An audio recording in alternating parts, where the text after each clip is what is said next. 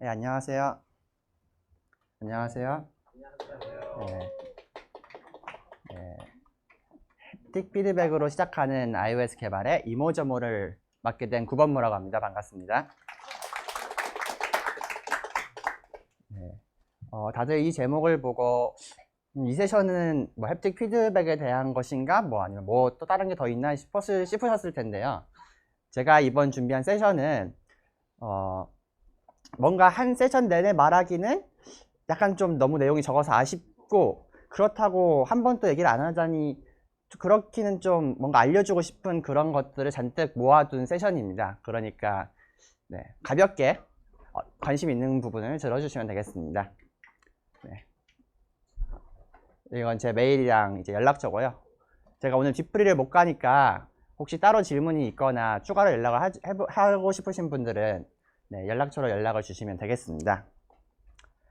제 이번 세션은 이것저것을 모았는데 그것도 이제 세 가지 섹션으로 크게 나누어져 있어요. 그래서 첫 번째는 사용자의 경험을 좀 더 향상시켜주는 것들, 그리고 짧지만 유용한 코드 스니펫들, 그리고 iOS 개발에 유용한 작은 도구들, 이렇게 세 섹션으로 나눠서 준비를 해보았습니다. 그래서 우선은 사용자 경험을 향상시켜줄 기능들에 대해서 시작을 해보겠습니다. 첫 번째는 당연히 햅틱 피드백과 바이브레이션에 대한 건데요. 이게 뭔지 다들 알고는 계시죠? 또는 추측이 되시죠? 당연히 폰 진동이랑 아이폰 6S 이상은 햅틱 피드백이라는 약간 좀 섬세해진 진동인데요. 우선 기본적인 진동을 쓰는 방법은 매우 쉬워요. 우선은 오디오 툴박스라는 프레임워크에서 오디오 툴박스 오디오 서비스라는 것을 임포트를 해줘야 되고요.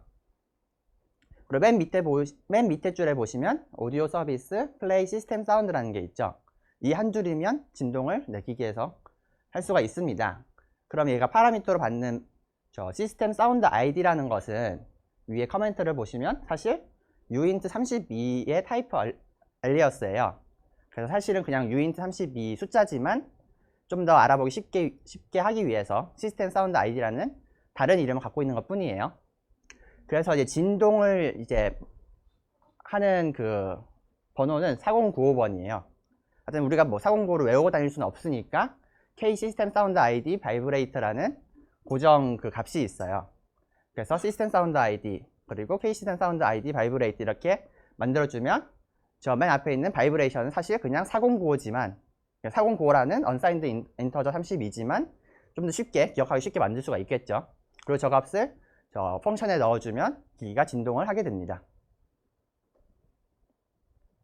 네, 그리고 약간의 변형 with completion 핸들러를 넣어주고 싶으면 약간 변형된 함수를 쓸 수도 있어요. 그 진동 뒤에 이제 처리를 따로 하고 싶은 게 있으면 뒤에 있는 이 블락에 넣어줄 수가 있죠. 네, 이거는 근데 사실 아이폰 6S 이전에 대한 기기에 해당되는 내용이에요. 왜냐면 6S부터는 애플이 탭틱 엔진이라는 거를 넣었죠. 탭틱 엔진은 이제 기존의 진동을 일으키는 부품이랑 다르게 약간 좀 더 섬세하고 뭔가 애플워치 톡 치는 듯한 느낌을 주는 그런 약간 여러 가지 느낌을 줄 수 있는 진동을 만들어낼 수가 있어요. 그래서 이때부터 약간 아까 그거랑 진동의 다른 새로운 진동들이 추가가 됐는데요. 보시면 4095 대신 뭐 1519, 1520 뭐 이런 새로운 값들이 추가가 됐어요. 6S 이상 기기를 써보시는 분들은 알겠지만 우리가 이제 3터치라고 하죠. 또는 4터치. 뭐 테이블 뷰에서 꾹 누르면 프리뷰가 나오는데 그때 약한 진동이 이제 일어나잖아요. 또 거기서 프리뷰에서 또 한 번 누르면 또 약간 다른 진동이 또 일어나요. 이제 그거를 픽 앤 팝이라고 부르는데 첫 번째 1519 픽이 우리가 처음 프리뷰를 시작했을 때 나오는 진동이고 1520 팝이 실제로 프리뷰로 들어갔을 때 일어나는 진동이 약간 미묘하게 달라요. 근데 뭐 호출하는 방법은 일반 진동이랑 차이가 없죠. 그냥 똑같이 만들어주고 오디오 서비스 플레이 시스템 사운드를 불러주면 그런 다른 진동들이 일어납니다. 근데 여기서 또 달라진 게 있어요. 아이폰 7 이상부터는 탭틱 엔진이 업그레이드 돼서 탭틱 엔진 제너레이션 2가 됐어요. 그래서 아예 클래스가 새롭게 만들어졌어요. 지금 이제 혹시 이 진동을 대충 소리로 들어보고 싶으신 분들은 기본 iOS 기본 카메라 앱으로 여기 QR코드를 스캔하시면 바로 들어가서 확인을 해보실 수가 있어요. 네. 그래서 이제 iOS 7 이상부터 뭐 아이폰 10까지 다 이제 세컨드 제너레이션 탭틱 엔진을 쓰는데요. 그때부터는 탭틱 엔진을 안 부르고 햅틱 피드백이라는 용어를 쓰기 시작했고요. UI 노티피케이션 피드백 제너레이터, UI 임팩트 피드백 제너레이터, UI 실렉션 피드백 제너레이터 이렇게 새로운 클래스로 바로 이제 진동 호출할 수 있게 바뀌었고 약간 더 다양한 진동들이 추가가 됐어요. 우선 노티피케이션 피드백 제너레이터부터 볼게요.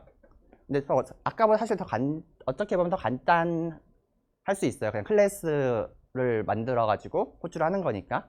그래서 클래스 제너레이터를 하나 만들고 이제 프리페어라는 거를 호출을 해줘야 되는데 이 프리페어라는 게 왜 들어가 있냐면 탭틱 엔진이 엄청 짧은 순간에 그 진동을 하고 그걸 만들어내거든요. 진동을 만들어내는데 그러면 얘가 활성화 상태로 바뀌어야 돼요. 기본적인, 그러니까 우리가 평소에 안 쓰고 있을 때는 아이들 상태에서 이제 머무르면서 전력을 이제 그 소비를 안 하고 있는데 우리가 진동을 빠르게 이제 부르고 싶으면 프리페어를 불러줘서 얘를 활성화 상태로 옮겨줘야 돼요. 그리고 이제 노티피케이션 오커드 하고 그 다음에 석세스 워닝 에러 약간 세 개의 다른 진동을 이제 호출을 해주면 그 즉시 진동이 일어나게 됩니다. 그 다음에는 임팩트 피드백인데 아까 그 노티피케이션 피드백은 뭐 예를 들어서 우리가 앱에서 특정 행동이 뭐 성공을 했거나 실패했을 때 해당 그거를 불러주면 되는데 이거는 약간 물리적인 느낌을 주는 그 진동이에요. 예를 들어서 뭐 게임 같은 거 할 때 두 물체가 부딪혔다든지 아니면 뭐 핸드폰을 잠글 때 자물쇠가 잠기는 느낌을 준다든지 이런 거를 줄 때 임팩트 피드백을 쓰게 되고요. 값은 헤비, 라이트, 미디엄 이렇게 세 가지가 들어가 있어요. 얘도 마찬가지로 프리페어를 불러주고 임팩트 오커드를 불러주면 진동이 일어나게 됩니다.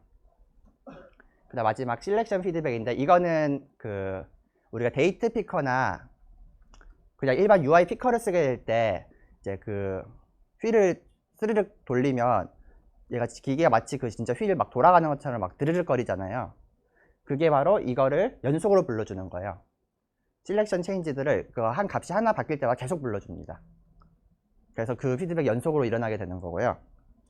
이제 약간 주의할 점은 보통 이제 제스처나 아니면 아까 그 피커랑 같이 쓰게 될 텐데요.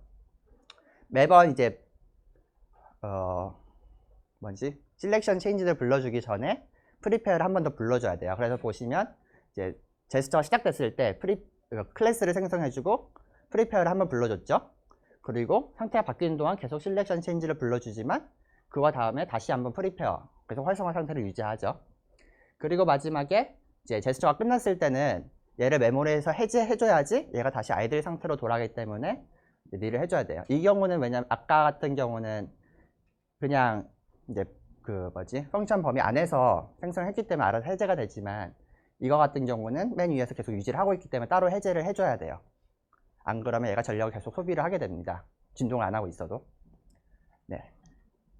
근데 이제 아까 얘기한 지금 진동이 뭐 제너레이션 2 그리고 뭐 제너레이션 1 탭틱 엔진이 있고 또 일반 옛날 구시대의 진동 뭐 이렇게 있잖아요. 그럼 이거를 근데 다 한 앱에서 다 써야 될 거 아니에요.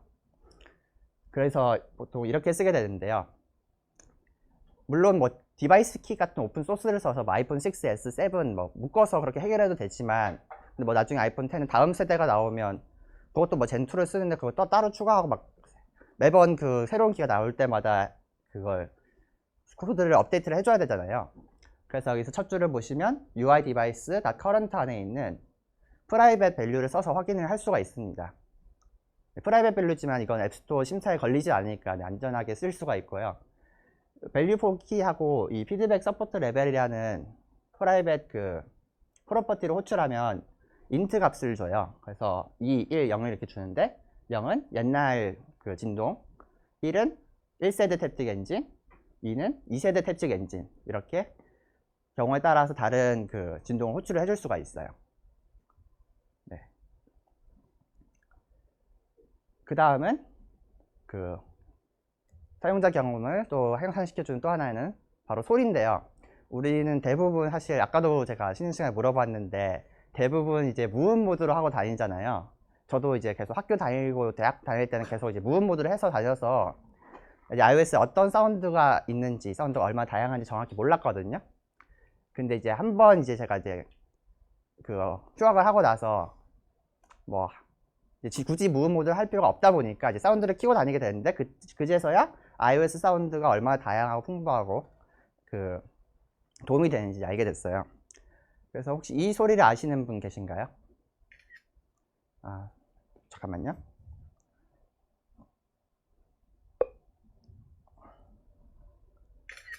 이 소리는 다들 아시죠? 네, 우리가 무음 모드도 무조건 나는 소리죠, 이거는. 카메라 찍는 소리고요. 이 소리는 아시나요? 이거는 우리가 네, 충전, 손 꽂거나 무선 충전할 때 나오는 소리죠. 그 다음은 이거는 문자를 보냈을 때 나는 소리예요. 그 다음 소리는 제가 이제 퀴즈로 낼 거예요. 이거를 제일 먼저 맞히신 분들은 책을 가져가시면 됩니다.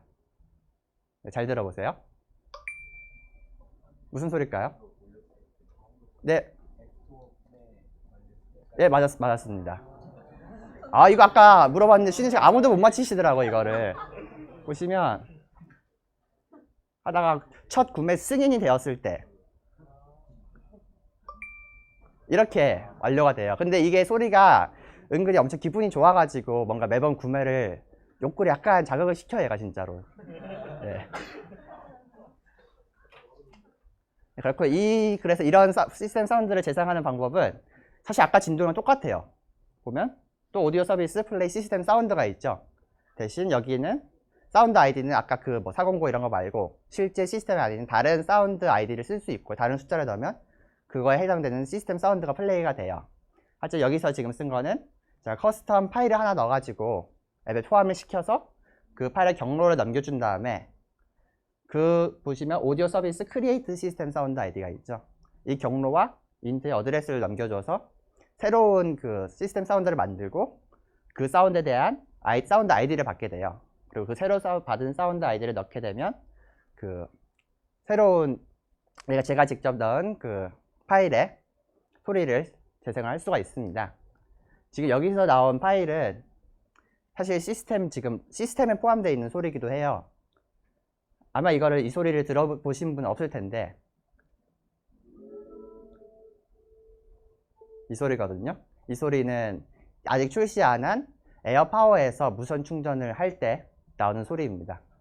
네, 자랑하고 싶었어요. 네, 그 다음에는 페이스트보드인데요. 페이스트보드는 뭐 다른 말로 클립보드라고 할 수도 있죠. 우리가 예를 들어서 뭐랄까 카톡으로 다른 사람한테 나한테 이 계좌번호로 뭐 10,000원 보내줘 하고 우리가 그걸 복사를 하면 토스 들어갔을 때 그게 알아서 뜨잖아요. 이 내용을 그대로 보내겠습니까? 그게 뭘 쓰는 거냐면 바로 페이스트보드를 써서 이제 만든 거예요. 그래서 UI 페이스트보드 제너럴에 들어가면 우리가 뭐 다른 앱이나 아니면 맥북, 아이패드에서 복사를 한 값들을 가져올 수가 있고요. 다른 기기에서 복사한 값을 가져오는 거를 유니버설 페이스보드라고 부르죠. 네. 그래서 사실 스트링 말고 스트링이나 URL, 이미지, 컬러 같은 값들을 이제 가져올 수가 있고요.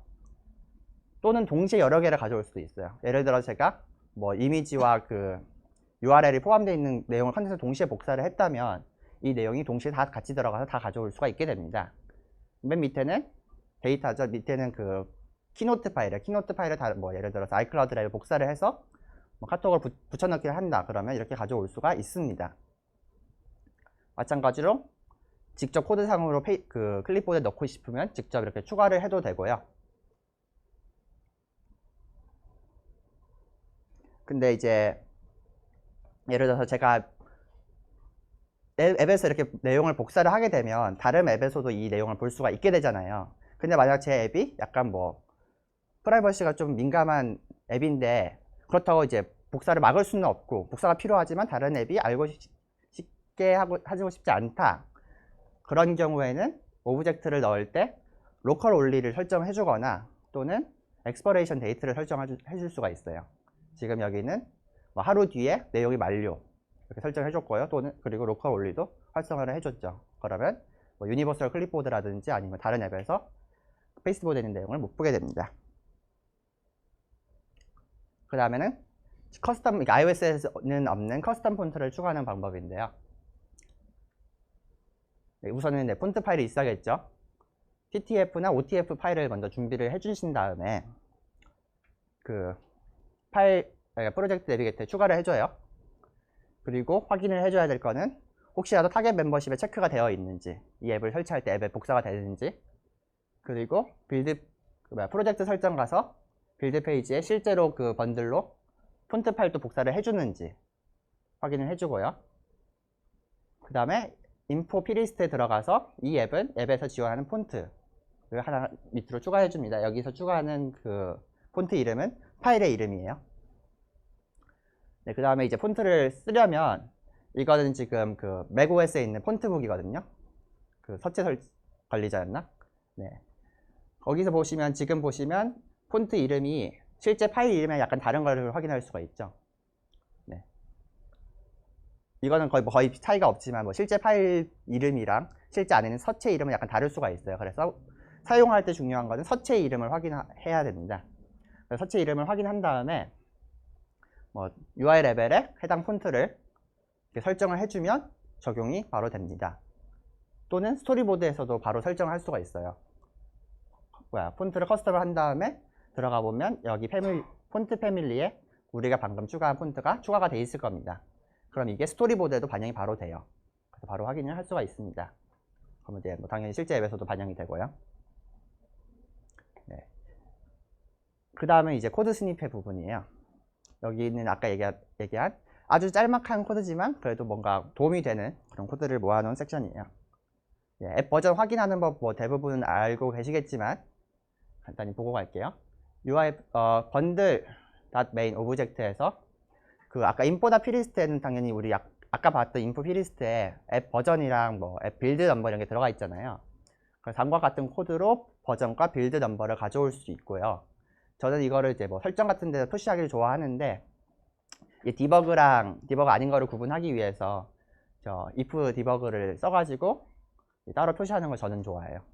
그리고 보다시피 지금 UI 애플리케이션 익스텐션으로 이제 구성을 해서 네, 바로 이제 UI 애플리케이션 버전 스트링으로 올 수 있게 해놨습니다. 근데 이제 보통 여기서 추가적으로 대부분 그 한국에서는 이제 실제 앱스토어에 있는 버전이랑 그 설치된 앱이랑 버전을 비교하는 분도 많잖아요. 그럴 때는 다음과 같은 그 주소를 호출하면 제이슨을 돌려줍니다. 그럼 이 제이슨에 저 긴 경로를 따라가면 실제 앱 버전이 적혀 있어요. 여기에. 그러면 저 값이랑 실제 아까 본 앱 버전이랑 확인을 해가지고 이게 최신 버전인지 아닌지 확인을 할 수가 있습니다. 그 다음은 네트워크 액티비티 인디케이터인데요. 이거는 뭐냐면 이 상태 바에 있는 조그만 인터넷을 연결됐을 때 돌아가는 표시예요. 보통 이거를 가끔가다 신경 안 써주는 앱도 있어서 약간 짜증이 날 때가 있거든요. 얘는 이제 UI 애플리케이션 다 쉐어드 이제 네트워크 액티비티 인디케이터 비저블을 값을 true로 또는 false로 바꿔준 척에 그냥 나타나고 사라지게 됩니다. 뭐 보여주면 알아서 돌아가고 숨기면 알아서 사라져요. 근데 이제 우리가 앱을 실제로 만들 때는 동시에 여러 개의 네트워크가 막 돌아갈 수가 있잖아요. 그러면 이제 그거를 또 뭐 네트워크가 몇 개 돌아가고 있는지 알고 있어야 되고 뭐 다 끝났을 때 이제 없애주고 뭐 이러면 이제 또 그게 만들기가 귀찮아지니까 그럴 때는 그냥 오픈 소스를 갖다가 쓰면 편합니다. 그래서 저는 알라몬파이어 네트워크 액티비티 인디케이터를 쓰는 걸 좋아하는데요. 이거를 추가하게 되면 네트워크 액티비티 인디케이터 매니저 shared is enabled to를 해주면 이제 네트워크 기반 URL 세션 기반 네트워크에 돌아갈 때면 알아서 나타나고 다 모든 그 네트워크가 끝나면 알아서 사라지게 됩니다. 그 다음은 핸드오프예요. 혹시 핸드오프가 뭔지 아시는 분이 있으신가요? 네. 네, 비슷해요. 예를 들어 제가 아이폰에서 뭐 문서를 작성하고 있었어요. 작성하다 말고 이제 집에 왔으니까 맥북에서 해야지 했을 때 이제 바로 핸드오프를 사용하면 맥북에서 바로 하던 작업을 이어나갈 수 있는 게 핸드오프예요. 그래서 예를 들어서 제가 지금 맥북에서 인터넷 사이트를 보고 있었어요. 근데 이제 집에 나가야지 하고 이제 이 페이지를 바로 아이폰에서 보고 싶으면 보다시피 멀티태스킹 창에 들어가면 제가 지금 맥북에서 보고 있는 사이트 맨 밑에 보이죠? 사파리 맥북 프로에서 저거를 누르면 바로 제가 보던 사이트가 나오게 됩니다. 얘를 지원하는 방법도 의외로 꽤 쉬워요. 이제 해당 그 핸드오프를 시작하고 싶은 뷰 컨트롤로 들어가서 NS 유저 액티비티라는 것을 만들면 되는데요. 액티비티 타입에는 제가 이제 예를 들어서 제가 폰에서 맥북으로 이걸 넘겼을 때 뭐 예를 들어 제가 어떤 문서인지 알아야 되겠죠. 또는 어떤 웹사이트인지 알아야겠죠. 그래서 그거를 인식할 수 있는 아이디를 제가 직접 만들어서 제가 인식할 수 있게 넣어주고요. 타이틀은 아까 그 밑에 있는 핸드오프 뷰에서 나오게 될 제목이고, 그 다음에 액티비티 become current라고 이제 활성화를 시켜주면 다른 기기에서 아까 보았던 그 표시들이 표시가 돼요. 아이폰이나 아이패드에서는 그 멀티태스킹 창에 핸드오프가 표시되고, 맥북에서는 그 앱 스위처랑 닥에 표시가 됩니다. 뷰 활성화하는 방법은 더 쉽죠. 인밸리데이트를 해주면 돼요. 그럼 알아서 핸드오프 창이 사라지게 됩니다. 핸들링 하는 방법, 예를 들어서 제가 이제 아이폰에서 아이패드 이제 액티비티를 넘기면 아이패드에서는 해당 문서, 해당 웹사이트 이런 걸 열어줘야 될 거 아니에요. 그러기 위해서는 URL 스킴을 추가를 해줘야 돼요. 그래서 그 URL 타입 빌드 설정 가서 인포 URL 타입을 추가를 해준 다음에 제가 이제 인식하게 될 아이덴티파이어랑 스킨 같은 걸 설정해 주고요. 앱 델레게이트에 있는 애플리케이션 컨티뉴 유저 액티비티라는 메소드에서 처리를 해주면 됩니다. 근데 이거를 이제 상세히 들어가면 너무 복잡해지기 때문에 여기서는 간략히 생략을 하도록 할게요. 그 다음에는 볼륨과 에어플레이예요. 우리가 예를 들어 커스텀 뮤직 앱을 만들었어요. 그러면 이제 음량 조절을 해줘야 되잖아요. 근데 우리가 직접 슬라이더를 만들고 시스템 볼륨을 연동시키는 방법보다는 미디어 플레이어라는 프레임워크 안에서 MP 볼륨 뷰라는 클래스를 쓰면 시스템 그 볼륨 뷰가 알아서 추가가 됩니다.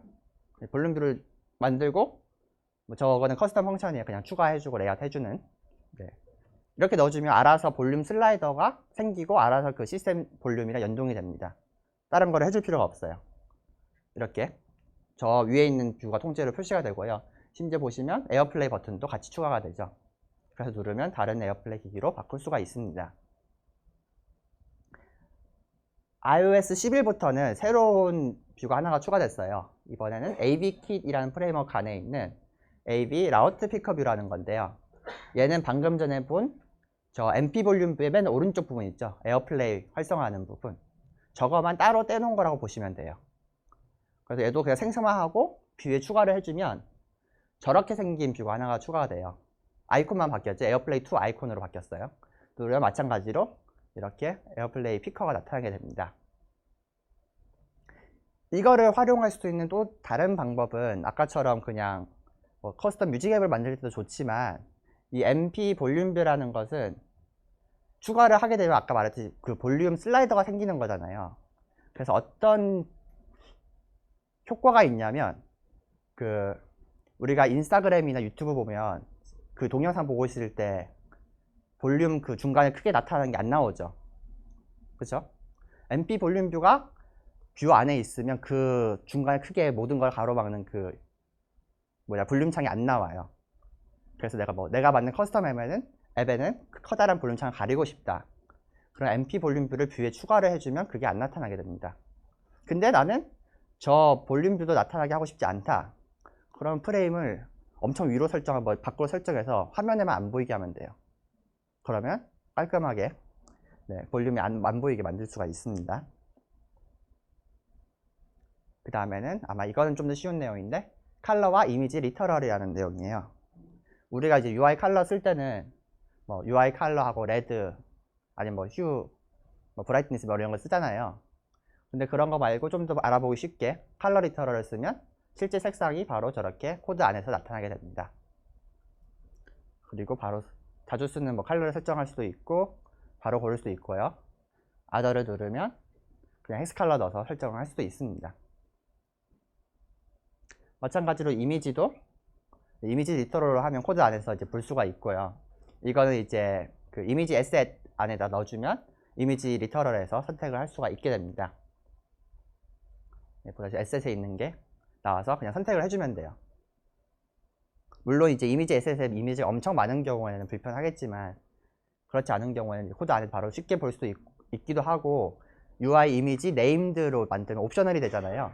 그래서 옵셔널이 아니어서 또 편하기도 해요. 그 다음은 이미지 슬라이싱이에요. 네, 여기 밑에 보시면 오른쪽 밑에 Show Slicing이라는 버튼이 있죠.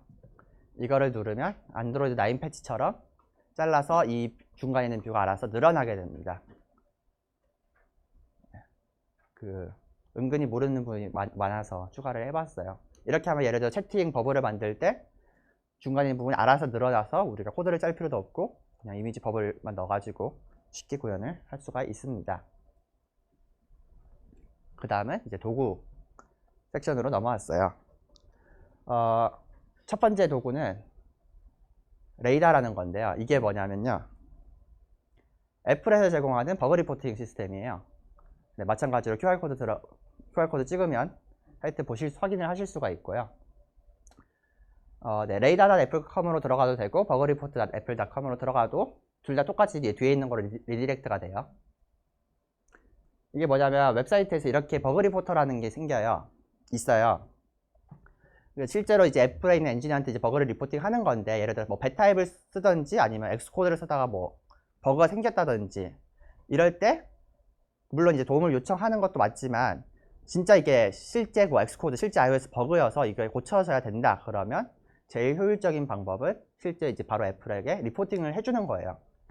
그러면 이렇게 답장이 오고 네, 뭐 어떻게 처리가 된다 자세히는 모르지만 뭐 처리가 되고 있다 정도는 알 수가 있어요. 사실 이게 엄청 막 친절한 편은 아니어서 얘가 추가하면 언제 뭐 해결이 되고 뭐 영원히 해결 안 될 수도 있어요. 하지만 우리가 그냥 뭐 영원히 안 알려주는 것보다는 알려주는 게 훨씬 애플 엔지니어랑 우리가 다 도움이 되겠죠.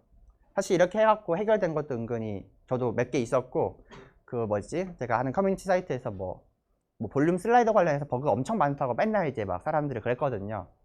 그래서 제가 그거를 여기다가 등록을 처음 해봤는데 지금 보시면 여기 보시면 두플리케이트라고 적혀 있잖아요. 제가 이제 신고한 버그 리포트가 이미 다른 누군가가 올려서 중복이 되는 버그다 이런 내용인데요. 제가 그 버그를 올렸는데 분명히 그 커뮤니티에서 막 몇십 명이 그 버그 언제 고치냐 막 이러고 있었는데도 리포팅 했더니 두플리케이트가 안 떴어요. 그러니까 처음 리포팅된 버그라는 거죠. 그 사람들 입장에서는. 그러니까 이게 아무리 많이 알려진 버그라도 직접 해주면 두플리케이트가 뜨든 안 뜨든 그래도 그쪽에 도움이 될 거니까 네. 반드시 해주는 걸 권장하고 있습니다. 저는. 네. 근데 사실 이렇게 추가를 하게 되면 사실 개인만 아는 거고 사실 그 커뮤니티에서는 이런 리포팅이 됐다는 걸 모르잖아요. 그래서 오픈레이더라는 사이트가 있습니다. 가시면 사람들이 리포팅 한 거를 애플에다 리포팅하고 여기다 또 똑같이 복사해서 올려서 어떤 레이더를 올렸다라는 것을 보실 수가 있습니다. 그래서 예를 들어 내가 진짜 막 시스템 버그를 발견한 것 같다고 생각하시면 여기서 진짜 그 동일한 내용이 있는지 한번 확인을 해보시는 것도 좋아요. 그럼 여기 진짜 있으면 그건 진짜 시스템 버그니까요. 거의 확실히. 그 다음에는 엑스코드 스니펫 라이브러리입니다. 이거를 쓰는 사람들은 그렇게 많이 없고 뭐 서드파티 앱 쓰는 게 더 편할 수도 있겠지만 저는 그래도 가끔가다 이제 쓰는 편이에요. 그래서 우리가 이제 보통 세 번째 탭 뭐 UI 스토리보드 쓸 때 세 번째 탭에 있는 뭐 오브젝트 많이 끌어다 쓰잖아요. 두 번째 탭에 보면 이제 코드 스니펫 이런 것들이 들어있는데 여기다가 아까 봤던 보전 스트링 코드죠. 이거를 드래그해서 이쪽에 넣으면 네, 직접 스니펫을 추가를 할 수가 있습니다. 그래서 뭐 설명 같은 내용 추가를 해주고 어떤 쇼트컷으로 이 내용을 호출할 것인지 적어주면 이렇게 적으면 알아서 바로 코드가 추가가 되죠. 사실 저는 이제 실제 코딩할 때 이걸 많이 쓰지는 않지만 언제 제일 많이 쓰냐면요. 발표할 때 제일 많이 써요. 발표 실습 같은 거 할 때 일일이 치고 있으면 약간 제가 헷갈릴 때도 있고 잘못 오타나고 막 이러면 막 시간이 많이 지연이 되잖아요. 그럼 미리 데모 코드를 짜놨고 올라와서는 데모 1 하고 엔터 치면 실제 보여줄 내용이 나오는 거죠. 그거를 이제 여러 군데로 쪼개서 보여주면 좀 더 효율적이에요. 네. 그 다음에는 스토리보드 프리뷰 기능입니다. 아시는 분은 알고 모르는 분은 모르는 기능인데, 이제 스토리보드를 띄워놓고 보통 시뮬레이터 뭐 5S 돌려보고 10 돌려보고 아이패드 돌려보고 이러잖아요. 근데 그러지 않고 이제 양쪽 그 어시스턴트 에디터로 화면이 양쪽 가른 다음에 저 맨 보조창에 위쪽을 클릭을 해보면 맨 밑에 프리뷰라는 게 있어요. 얘는 이제 스토리보드, 왼쪽에 스토리보드가 열려있을 때만 나오는 거거든요. 그래서 이렇게 열면 옆에는 스토리보드, 오른쪽에는 프리뷰가 나오게 돼요. 그래서 지금 보면 아이폰 A 플러스에서는 대충 이렇게 보일 것이다. 완벽히 정확하진 않지만 예를 들어 복잡한 뷰라든지 콜렉션 이런 거는 안 나올 수가 있어요, 제대로. 근데 대충 어느 정도 나올 것이다 같은 거는 간단한 뷰는 쉽게 확인을 할 수가 있습니다. 그래서 이렇게 동시에 여러 개를 추가를 할 수도 있고요. 그래서 보면 아이패드 스플릿 스크린 화면, 아이폰 A 플러스 돌렸을 때 뭐 이런 거를 이제 뭐 여러 개의 기기 안 돌리고 확인을 해보고 싶을 때 좋은 기능입니다. 그 다음은 네트워크 링크 컨디셔너라는 건데요. 아마 많이 알고들 계실 거예요. 우리가 예를 들어서 어떤 앱을 만들었어요. 우리는 잘 돌아가는데 클라이언트는 인터넷이 안 좋아서 잘 안 돌아간대요. 근데 그럼 우리가 그거를 해보려면 우리도 네트워크가 안 좋아야 되잖아요. 근데 그 상황을 만들기가 우리가 막 할 수 있는 게 아니죠. 그래서 애플에서 기본적으로 그 개발자 기기에는 저기 보면 네트워크 링크 컨디셔너라는 게 있어요. 그래서 들어가서 다양한 네트워크 컨디션을 테스트를 해볼 수가 있습니다. 그래서 활성화시키면 실제 아이폰의 모든 앱에서 이 설정이 그걸 맞춰지게 돼요. 그래서 예를 들어서 100% 로스하면 그만큼 속도가 느려지고 패킷이 날아가서 앱이 제대로 로딩이 안 되겠죠. 근데 우리가 뭐 실제 기기에서는 이렇게 쓸 수 있는데 시뮬레이터에서도 이렇게 쓰면 당연히 편하겠죠. 그래서 네트워크 링크 컨디셔너가 맥에도 있습니다. 근데 얘는 기본적으로 이제 시스템 설정에서는 안 보이고 여기 엑스코드, 디벨로퍼 툴, 그리고 모어 디벨로퍼 툴이라는 옵션이 있죠. 여기 들어가면 웹사이트가 나오는데요. 여기서 Additional Tools for Xcode 9 이 안에 네트워크 링크 컨디셔너가 포함이 되어 있습니다. 그래서 설치를 할 수가 있게 돼요. 이게 가끔 함정이 뭐냐면 저는 이거 가끔 이제 테스트 하느라 얘를 켜놓고 있다가 까먹어가지고 왜 맥북이 인터넷이 안 되는 거지 이러고 있다가 뒤늦게 발견한 경우도 있어요. 네. 그 다음에 마찬가지로 아까 그 모어 디벨로퍼 툴에 있는 홈킷 액세서리 시뮬레이터라는 건데요. 이거는 개발에 도움이 된다기보다는 제가 재밌어서 넣어봤어요. 뭐냐면 열면 이런 앱이 나와요. 그럼 뭐냐면 원래 홈킷 만드는 사람들을 위해서 홈킷 디바이스를 이미 맥북으로 만드는 건데요. 여기서 재밌는 걸 뭘 할 수 있냐면 새로운 IP 카메라를 추가를 할 수가 있어요. 근데 맥북에는 기본적으로 이제 카메라 달려 있잖아요. 그래서 뭘 할 수 있냐면 맥북에 있는 카메라를 아이폰의 홈앱에 직접 추가를 할 수가 있어요. 그리고 실제로 그 카메라 내용이 나오게 됩니다. 그래서 제일 값싸게 홈킷 체험해 볼 수 있는 방법이기도 해요. 네. 그 다음에는 리빌이라는 앱을 제가 소개를 해드리고 싶은데요. 이거는 유일하게 이제 서드 파티 앱이기도 하고 좀 비싸기도 해요. 대신 아주 유용한 앱이고 제가 잘 쓰고 있는 앱이어서 소개를 해드리려고 합니다. 엑스코드 기본적으로 비주얼 디버거라는 기능이 있죠. 그래서 이렇게 뭐 앱을 만든 다음에 뭐 오토레가 깨진다거나 아니면 계층을 확인하고 싶을 때 쓸 수가 있는데 리빌 앱도 마찬가지로 비슷한 기능을 해요. 대신 얘는 실시간으로 내용을 바꿀 수가 있어요. 실제 바꾸고 시뮬레이터 적용을 할 수가 있습니다. 그래서 뭐 예를 들어서 오토의 레이아웃 컨스턴트를 바꾼다든지 아니면 백그라운드 컬러를 바꾼다든지 이런 거를 하면 시뮬레이터 바로 적용이 돼서 간단한 변경 같은 거를 바로 확인을 할 수가 있습니다. 그리고 좀 더 재밌는 거는 시뮬레이터 기본 앱들이 있잖아요. 애플에서 만든 거. 그것도 네, 인스펙트가 가능합니다. 그래서 시뮬레이터에 있는 앱들이 어떻게 만들어졌는지 궁금하다면 이렇게 리빌 앱으로 확인을 할 수가 있습니다. 실제 기기에서는 요즘은 탈옥을 해야지만 볼 수 있는데 네, 탈옥을 보통 요즘 안 하고 지금 탈옥도 사라져가는 추세니까 보통 시뮬레이터에서는 확인을 할 수가 있습니다. 네, 제 발표는 여기까지고요. 궁금하신 분, 뭐 질문 있으신 분은 지금 질문하시고요. 뭐 나중에 추가로 더 질문하시고 싶으신 분들 이쪽으로 연락을 주시면 되겠습니다. 혹시 질문이 있으신가요? 네. 네.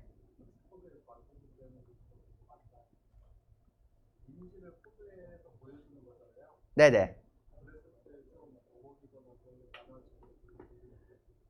저는 경험하지 못했어요. 네. 혹시 다른 질문 있으신가요? 네. 네.